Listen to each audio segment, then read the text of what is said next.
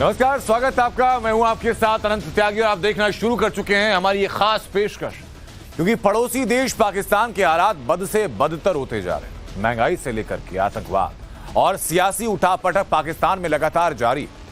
कर्ज में डूबे इस देश की आवाम की कमर तोड़ रही है। एक तरफ पीओके की जन्नत और पीओके की जनता पाकिस्तान से आजादी चाहती है। सिर्फ पीओके नहीं बल्कि पूरा पाकिस्तान त्राईमाम कर रहा है, लेकिन भारत के कुछ नेता पाकिस्तान के एटम बम का गुणगान कर रहे हैं। चुनावी रण में भारत के नेता पाकिस्तानी एटम बम की चर्चाएं कर रहे हैं और चर्चाएं भारत में अब जोर पकड़ रही हैं। एक तरफ कांग्रेसी नेता पाकिस्तान के एटम बम का डर दिखाते हैं, तो दूसरी ओर पाकिस्तान के सांसद पाकिस्तान को पाकिस्तान के अंदर उसकी औकात दिखाते हैं। चीन के टुकड़ों पर रहने वाले पाकिस्तान की आज हम पोल खोलने जा रहे हैं कि कैसे पाकिस्तान का एटम बम एक फुस पटाखा है और कैसे पाकिस्तान के सांसद अपनी जुबान से पाकिस्तान के पापों का हिसाब कर रहे हैं।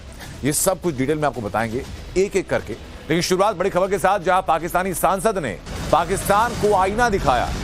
पाकिस्तानी नेशनल असेंबली में भारत की तारीफ की है।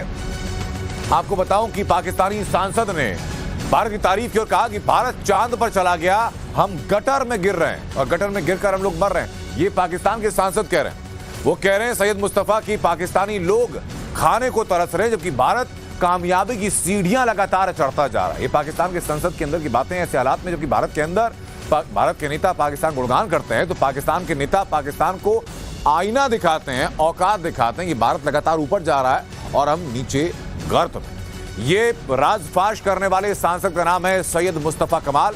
पाकिस्तान के एजुकेशन सिस्टम पर सवाल उठाते हैं और कहते हैं कि सांसद ने नेशनल असेंबली के अंदर आंकड़े तक गिना दिए।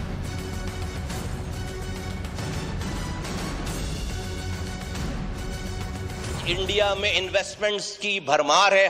हमारी आईटी एक्सपोर्ट है 2.7 अरब डॉलर। इंडिया की आईटी एक्सपोर्ट है 270 अरब डॉलर। हमारे पास रिजर्व है सारे मिला के, जो कि हम खर्च भी नहीं कर सकते, कर्ज लेकर बैठे हुए हैं, 8-9 अरब, कभी 6 अरब हो जाते हैं। इंडिया का रिजर्व है 607 अरब डॉलर। आज हालात ये हैं कि दुनिया चांद पर जा रही है और हमारे यहाँ मासूम बच्चे खुले हुए गटर में गिरकर मर रहे हैं। एक ही स्क्रीन पर एक खबर है कि इंडिया चांद पर चला गया और उसके 2 सेकंड के बाद खबर है कि कराची में किसी गटर का ढक्कन ना होने की वजह से बच्चा गिर गया, मर गया। तो पाकिस्तानी सांसद को सदन के अंदर आपने सुना कि कैसे वो पोल खोल रहे हैं पाकिस्तान के अंदर, लेकिन अब आपको दिखाते हैं कि पाकिस्तान सांसद ने कैसे नेशनल असेंबली में पाकिस्तान को उसकी औकात दिखाई, उनका बयान आपको दिखाया। और अब सीधे आपको लिए चलते हैं लगभग उसी जगह पर जहां खड़े होकर बयान दिया गया। ये एक प्रोटोटाइप समझिए पाकिस्तान नेशनल असेंबली का, पाकिस्तान के संसद का।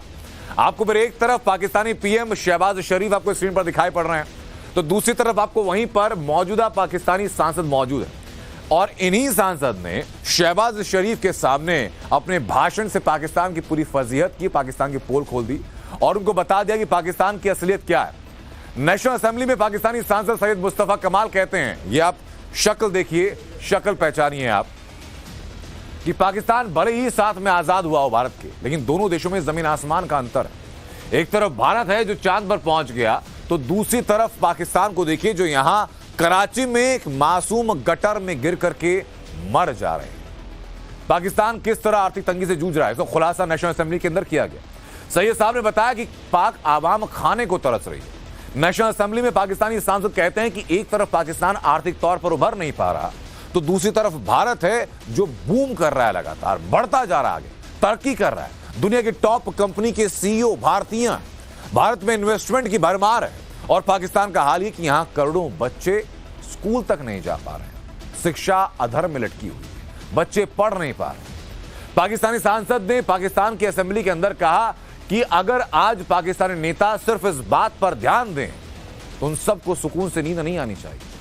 वो कारण कहा कि अपना मुल्क दिवालियापन से गुजर रहा है, आवाम भीख मांगने को मजबूर है और हालात ये कि यहां कोई अपने मन से कानून नहीं बना सकता है, यानी संसद में कानून पारित नहीं हो सकते हैं जब तक कि उनके जो आका हैं वो ना मान जाए। भारत और पाकिस्तान की इकोनॉमी को कंपेयर करते हुए पूरा खाका उन्होंने बोला कि पाकिस्तान का आईटी एक्सपोर्ट आज 7 अरब डॉलर, जबकि भारत का आईटी एक्सपोर्ट 270 अरब डॉलर है। बहरहाल एक बड़ी खबर सामने है, जहां एटम बम वाली सियासत पर गृहमंत्री अमित शाह का बड़ा बयान सामने आया। गृहमंत्री अमित शाह की विपक्ष दोटूक कि पाकिस्तान के पास एटम बम है तो क्या करें, किसी से डर कर अपने अधिकार थोड़े जाने देंगे।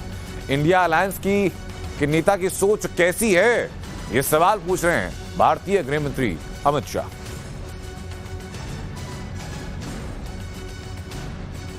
फारूक अब्दुल्ला जी और कांग्रेस के नेता कह रहे हैं कि पाकिस्तान के पास एटम बम है, तो उनको सम्मान करिए, पाक ऑक्यूपाई कश्मीर का डिमांड न करिए। मैं उनको पूछना चाहता हूं कि 130 करोड़ की आबादी वाला, जनसंख्या वाला एटॉमिक पावर भारत, ये महान देश क्या किसी से डरकर अपने अधिकार जाने देगा? किस प्रकार की सोच है? और राहुल बाबा ने देश की जनता के सामने एक्सप्लेन करना चाहिए इनके अलायंस के नेता और इनकी पार्टी के नेता क्या कहना चाहते हैं। पाकिस्तान का सम्मान करो मतलब क्या? पाक ऑक्यूपाई कश्मीर जाने दे? वो कभी नहीं हो सकता। मैं पूर्णतया इस बात पर भारतीय जनता पार्टी का मत रखता हूं कि भारतीय जनता पार्टी मानती है कि पाक ऑक्यूपाई कश्मीर हमारा है और हमें ही मिलना चाहिए।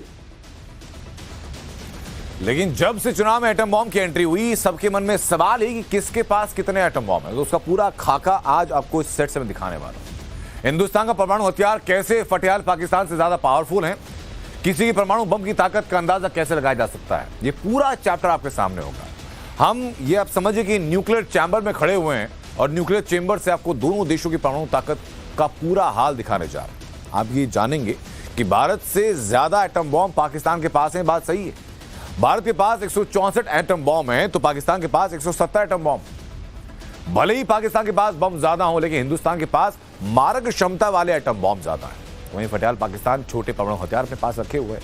कौन सा बम कितना बड़ा है, उसी से उस बम की क्षमता का अंदाजा लगाया जाता है। जिसका ज्यादा किलोटन उतना ज्यादा विनाशक परमाणु बम होता है। दुनिया भर में 125-150 किलोटन तक के परमाणु हथियार बनाए जा रहे हैं। भारत के पास इसी कैटेगरी के परमाणु हथियार हैं, जबकि पाकिस्तान के पास इस क्षमता के हथियार कम है। और खासतौर पर साल 2009 के बाद से उसने 3 किलोटन वाले परमाणु हथियार ज्यादा बनाए। हिंदुस्तान के पास स्ट्रेटेजिक परमाणु हथियार हैं तो पाकिस्तान के पास टेक्निकल एटॉमिक हथियार है। स्ट्रेटेजिक एटॉमिक हथियार बड़े इलाके पर नुकसान पहुंचाते हैं, जैसे कि नागासाकी, हिरोशिमा के बारे में हम लोग इतिहास की किताबों में पढ़ते हैं कि वहां पर क्या हुआ। तो वैसे एटॉमिक हथियार स्ट्रेटेजिक, जिन्होंने बड़े पैमाने पर तबाही मचाई। टेक्निकल परमाणु हथियार किसी खास मकसद के लिए बनाए जाते हैं। ये परमाणु हथियार छोटे होते हैं, उनका खास जो मकसद होता है वो हमला करना होता है। ये छोटे इलाके में दुश्मन पर हमला करने में सक्षम होते हैं। हिंदुस्तान के पास अग्नि 4, अग्नि 5, 4000, 5000 किलोमीटर की रेंज की मिसाइलें हैं, जो कि पूरे पाकिस्तान को कुछ पलों के अंदर अपनी चपेट में ले सकती हैं। तो पाकिस्तान के पास गौरी और शाहीन जैसी 900 से 2700 किलोमीटर रेंज की मिसाइलें हैं। हिंदुस्तान के पास न्यूक्लियर सबमरीन INS अरिहंत है, तो पाकिस्तान के पास एक भी परमाणु सबमरीन नहीं। ये दोनों देशों के परमाणु शक्ति का खाका है। लेकिन एटम बम वाली सियासत को लेकर के यूपी के CM आदित्यनाथ योगी ने बयान दिया। उन्होंने कहा कि एटम बम वाली पॉलिटिक्स पर कहा उन्होंने कि भारत का एटम बम फ्रिज में रखने को नहीं है, अगर कोई छेड़ेगा तो हम भी छोड़ेंगे नहीं। पाकिस्तान से ज्यादा पावरफुल एटम बम आज की तारीख में भारत के पास है।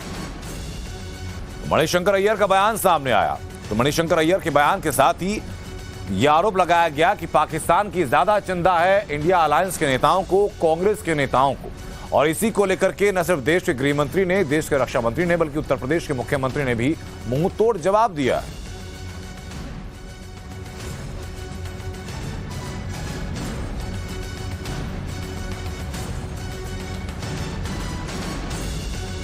कांग्रेस और सपा के लोग एक तरफ राम का विरोध करते हैं और दूसरी तरफ पाकिस्तान का समर्थन, कहते हैं पाकिस्तान के पास, पाकिस्तान का विरोध मत करो, उसके पास एटम बम है। अरे हमने कहा उससे पावरफुल एटम बम हमारे पास भी है, चिंता मत करो। उसका एटम बम फेंकने के लिए है तो हमारे पास हमारा एटम बम फ्रीज में रखने के लिए नहीं है। हम भी छेड़ेंगे नहीं, लेकिन कोई छेड़ेगा तो फिर छोड़ेंगे भी नहीं, और कहीं भी होगा। तो एक तरफ पाकिस्तान की जनता को ना आटा मिल रहा है ना दाल, तो दूसरी तरफ पाकिस्तान के नेता ऐशो आराम की जिंदगी जी रहे हैं। बांध के दिखाता हूं को पाकिस्तानी कैश से दुबई में कैसे ऐश कर रहे हैं, ये पूरी दास्तान जरा मैं आपको इधर दिखाने वाला हूं। दुबई अनलॉक की रिपोर्ट के मुताबिक पाकिस्तानियों की दुबई में करोड़ों की प्रॉपर्टीज हैं। संपत्ति के मामले में भारत के बाद दूसरे नंबर पर पाकिस्तान है। दुबई में पाकिस्तान के 17,000 लोग करीब 23,000 करोड़ की प्रॉपर्टी के मालिक। कुल कीमत 91.8 हजार करोड़। आर्थिक तंगारी से जुड़ा पाकिस्तान के राष्ट्रपति आसिफ अली जरदारी की प्रॉपर्टी दुबई में लगभग 2.74 हजार करोड़ का पेंट हाउस तोहफे में मिला। लिस्ट में जरदारी के बेटे बिलावल भुट्टो, पूर्व राष्ट्रपति जनरल परवेज मुशर्रफ का नाम लिस्ट में, नवाज शरीफ, गृह मंत्री मोहसिन नकवी संपत्ति वहां पर। कई पाकिस्तानी सांसद विधायकों की संपत्ति दुबई के अंदर दर्ज है और ये पूरे आंकड़े दुबई से सामने। तो पाकिस्तान पर रक्षा मंत्री राजनाथ सिंह ने बयान दिया और कहा कि पाकिस्तानी सांसद फजलुर रहमान का जिक्र करते हुए कि फजलुर रहमान ने भारत को महाशक्ति बताया, पाकिस्तान बर्बादी से बचने के लिए भीख मांग रहा है। हर दृष्टि से देखें भारत तेजी से आगे बढ़ रहा है और मैं एक अपने पड़ोसी देश पाकिस्तान के सांसद फजलुर रहमान के स्टेटमेंट की यहां पर चर्चा करना चाहूंगा। उन्होंने कहा है कि भारत इतनी तेजी के साथ विश्व की महाशक्ति बन रहा है, लेकिन पाकिस्तान अपनी बर्बादियों को बचाने की विश्व से भीख मांग रहा है। यह फजलुर रहमान ने कहा है, जो कि वहां के सांसद हैं। यह भारत की छवि सारी दुनिया में बढ़ी है। सबसे तेजी से आगे बढ़ने वाली अर्थव्यवस्था भी दुनिया में किसी देश की है तो मेरे बहनों भाइयों, वह देश हमारा भारत है। अच्छा,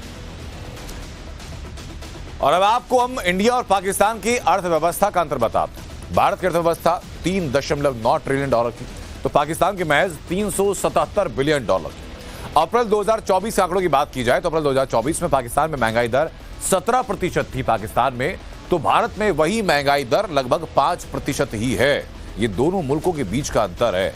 पाकिस्तान की पूरी डिटेल रिपोर्ट आपके सामने है, महंगाई दर से लेकर के परमाणु शक्ति से लेकर के विदेशों में पाकिस्तानियों की संपत्ति तक का पूरा ब्यौरा। आगे बढ़े।